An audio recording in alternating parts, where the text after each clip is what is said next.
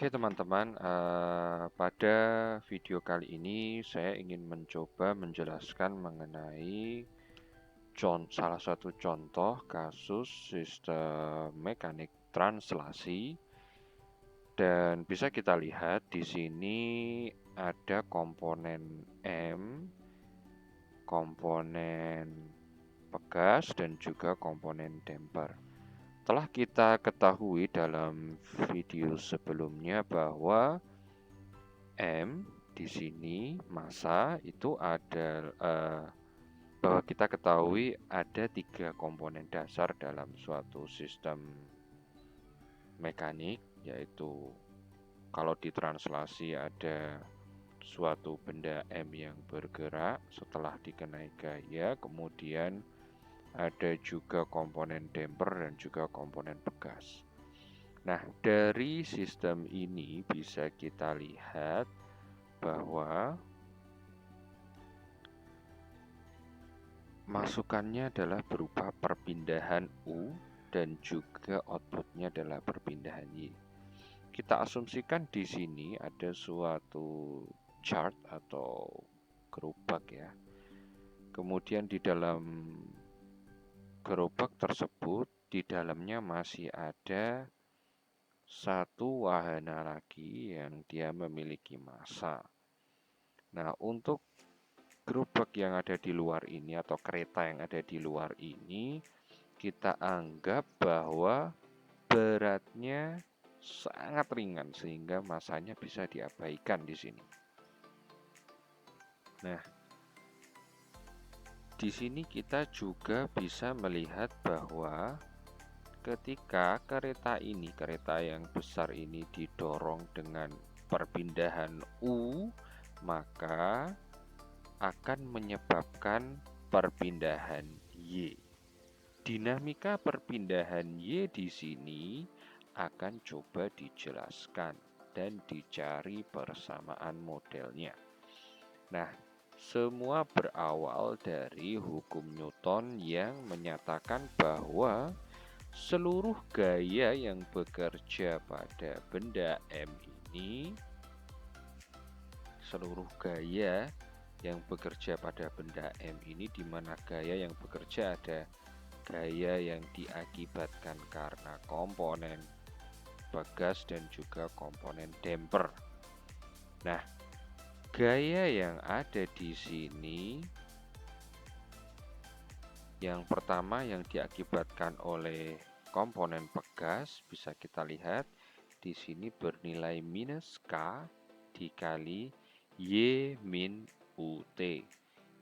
Jadi titik yang ada di sini, titik perpindahan yang ada di sini itu sebetulnya sama dengan perpindahan yang ada di Y, karena benda M ini padat dan tidak elastis, sehingga titik perpindahan yang ada di sini, ujung pegas yang di sini akan sama dengan perpindahan yang ada di titik Y.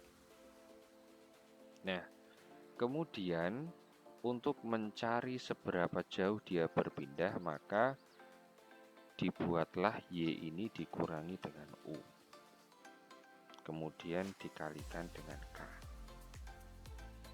Nah, kenapa di sini dia bernilai negatif? Karena sesungguhnya komponen pegas ini dia akan mencoba melawan gaya dorong yang menyebabkan benda M ini bergerak ke sebelah kanan. Nah, gaya yang ada pada komponen pegas ini berusaha menahan. Jadi arahnya adalah sebelah kiri. Karena arahnya berlawanan, makanya bernilai negatif di sini. Kemudian untuk komponen yang ada pada damper, sama terkait titik yang berpindah, kita tetap menggunakan titik di sini dan juga titik di sini. Nah, titik di sini ini kan sebetulnya U ya, setara dengan titik perpindahan U ini tadi. Sehingga untuk komponen damper, itu gaya yang bekerja adalah konstanta damper dikalikan dengan selisih kecepatan antara titik yang ada di sini sebelah kanan yang setara dengan Y, dan juga titik yang ada di sebelah kiri ini setara dengan U. Sehingga didapatkan gayanya adalah minus B dikali dy dt yang merupakan kecepatan dari titik Y, perpindahan titik Y, min du dt, kecepatan perpindahan dari titik U. Sekali lagi, mengapa di sini bernilai negatif? Karena sebetulnya damper di sini bersifat melawan. Jadi arah gaya yang bekerja diakibatkan oleh damper ini sebetulnya melawan pergerakan benda M yang mengarah ke kanan. Maka dia bernilai negatif. Equals to M dikali D kuadrat Y dt kuadrat. Masih kita ingat bahwa jika yang diketahui adalah perpindahan, maka di sini bisa kita buat persamaannya menjadi D kuadrat Y dt kuadrat. Ingat, percepatan adalah turunan pertama dari kecepatan atau turunan 2 kali dari perpindahan. Itu adalah percepatan.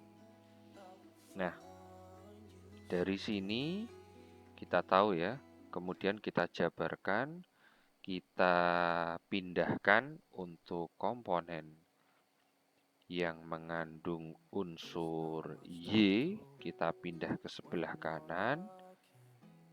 Di sini kita pindahkan ya, M D kuadrat Y dt kuadrat tambah DY dt tambah KY dt.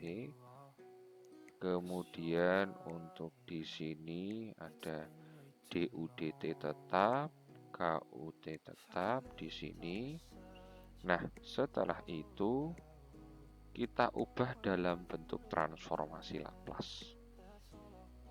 Di sini kita asumsikan bahwa kondisi awal dari Y dan juga U itu adalah 0. Jadi kita asumsikan Y dan U-nya di sini punya koordinat yang berbeda dan masing-masing diawali dari nilai 0. Karena kondisi awal, kondisi inisial dari U dan juga Y ini dianggap 0, maka ketika dibentuk dalam dengan transformasi Laplace, maka didapatkan persamaan seperti ini. BSUS ditambah KUS sama dengan MS kuadrat YS plus BSYS plus KYS. Yang perlu kita ingat di sini bahwa jika ada diferensial satu kali terhadap waktu, untuk kondisi inisial sama dengan 0, maka bisa diganti dengan variabel S. Jika diferensialnya 2 kali seperti di sini D kuadrat Y dt kuadrat, maka bisa diubah dengan transformasi Laplace menjadi S kuadrat. Kemudian setelah didapatkan, kita mencoba memisahkan komponen U sebagai variabel dengan komponen B, S, dan juga K di sini yang dia merupakan parameter. Untuk S sendiri dia adalah variabel Laplace. Untuk yang di ruas kanan atau di sisi kanan, sama kita pisahkan Y-nya. Kenapa? Karena kita ingin mencari fungsi alih. Nah, untuk mendapatkan fungsi alihnya, kita ketahui fungsi alih adalah perbandingan antara output dan input. Lazimnya fungsi alih ini dalam bentuk domain Laplace. Nah, kemudian YSUS sama dengan kita pindahkan saja sehingga didapatkan fungsi alihnya adalah BS plus K MS kuadrat plus BS plus K. Jika ternyata sistem tersebut nilai M, B, dan K-nya diketahui, maka bisa tinggal kita masukkan. Contoh misalkan kita ketahui M-nya adalah 1, B-nya adalah 2, dan K-nya adalah 3, maka fungsi alihnya adalah 2S plus 3 per S kuadrat tambah 2S plus 3. Ini sekedar contoh saja. Oke, saya rasa cukup sekian penjelasan saya mengenai pemodelan dalam bentuk fungsi alih untuk contoh sistem mekanik translasi yang telah dibahas. Semoga penjelasan ini memberikan manfaat. Terima kasih.